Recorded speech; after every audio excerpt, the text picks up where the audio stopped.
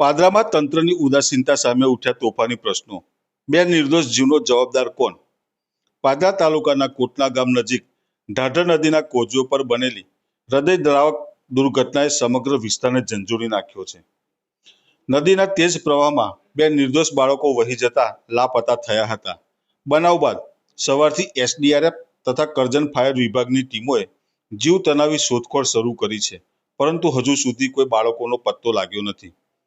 દુઃખ કરતા વધારે ક્રોધ છે તંત્રની બેદરકારી પર। ગ્રામજનોનો સ્પષ્ટ આક્ષેપ છે, જો સમયસર નદીના કોઝવે નીચે ભરાયેલા ઝાડી ઝાખરા દૂર કરવામાં આવ્યા હોત તો આ દુર્ઘટના ઘટી જ ન હોત। ઘટના બાદ જેસીબીની મદદથી ઝાડી ઝાખરા દૂર કરવાની કામગીરી હાથ ધરાઈ છે, પણ હવે આ કાર્યવાહીનો કોઈ અર્થ ખરો? પ્રશ્ન એ છે કે આ કામ દુર્ઘટના પછી કેમ, પહેલા કેમ નહીં? શું તંત્રને લોકોના જીવની કોઈ કદર નથી?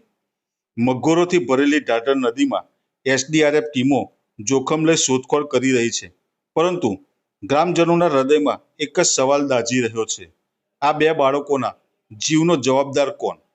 સ્થળ પર તંત્ર, પોલીસ તથા ગ્રામજનો હાજર છે, પણ જવાબદારીનો સવાલ હજી અધૂરો છે। પાદરા તંત્રની ઉદાસીનતાએ એકવાર ફરી માનવ જીવનની સુરક્ષાની વ્યવસ્થા ઉપર પ્રશ્નચિહ્ન ઊભું કર્યું છે।